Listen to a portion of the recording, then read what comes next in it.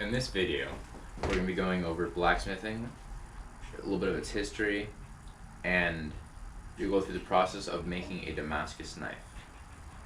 But the first thing that we'll be going over is safety. The first piece of a safety equipment that's always recommended whenever you're doing forging or anything with tools is a pair of safety glasses. And you always want to protect your eyes because that's the first thing that could get harmed with shavings, sparks, or whatever else is in the forging process.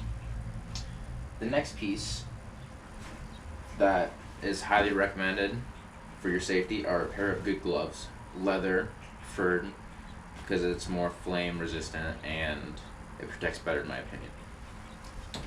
And next thing is some form of hearing protection. For these are mainly for, I use these for this power hammer because it can get pretty loud. And underneath these I usually have my headphones, which have noise cancellation features and for listening to music, so it's not just dull thumping. And also you're going to want to make sure that there's nothing flammable within the vicinity of your forge. Like, you don't want any paper or oily rags because they can possibly catch fire. And you also don't want to have anything wooden or like sawdust. You want to make sure you start off with a clean space before. And as you can see, I still need to go through cleaning, but this is the safety part of the portion of the video. Next thing you need for forging, of course, is a forge of some sort.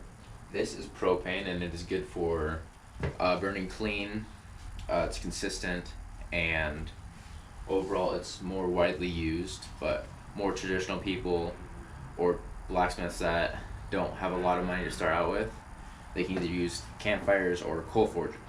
And it is trickier to go and start off with a coal forge because there's a lot of maintenance and housekeeping things you have to do with it because it can be more dangerous to use. Like, you need proper ventilation if you're going to use a coal forge, and as well you need to make sure that there's nothing in the vicinity that can catch fire as well because it throws sparks from like the pieces of coal that break off. And yeah. The next thing is you're going to need an anvil or something that's metal that you can beat on to forge out your item, whether it be a knife, making your own hammer, tongs, or what have you. The next thing is hammers or something to beat your knife out with. For me, this is a hammer that I mainly use.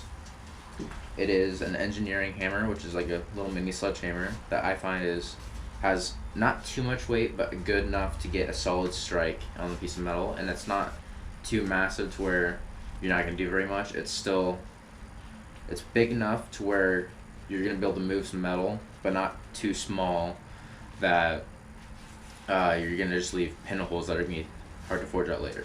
And I actually use a few different types of hammers. This one for like heavy duty, like moving of metal. I have a smaller hammer, which is good for planishing or smoothing out your surface without going to the grinder. It's while you're still forging, and it's just overall to get good, minute details within your piece. The third type of hammer I use is a power hammer. Power hammers are good for beating a lot of metal really fast, but you have to be very careful that you do not mess up or pound too much and too flat.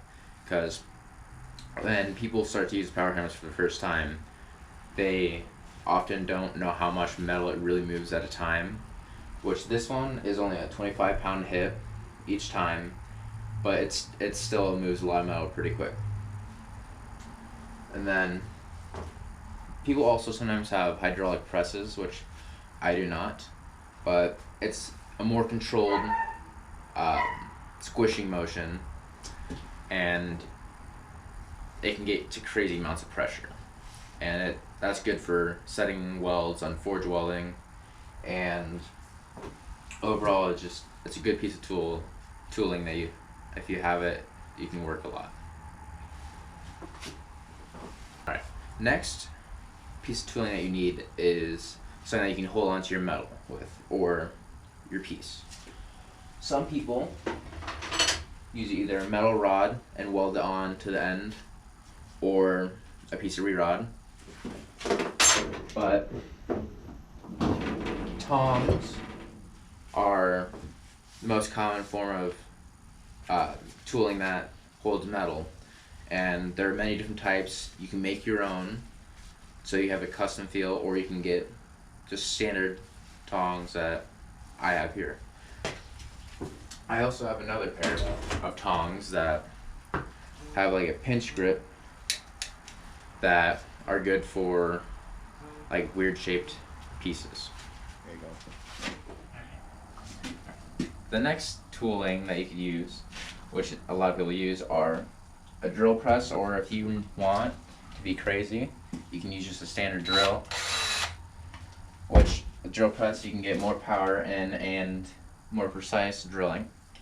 The next is a type of sander, which I have two here. This is a 1x30. It has more power but less area. This one is a 4x36, and it's good for sanding flat and getting just a smooth surface on your knife or whatever else you're forging. And it's especially good for make sure when you're forge welding that you have flat sides in your pieces of metal, otherwise you create cold shuts in the gaps. And if you do not have a sander, you can use angle grinders with different attachments or sanding discs, which I use for just getting rough, and then I go to the belt sanders for more precise.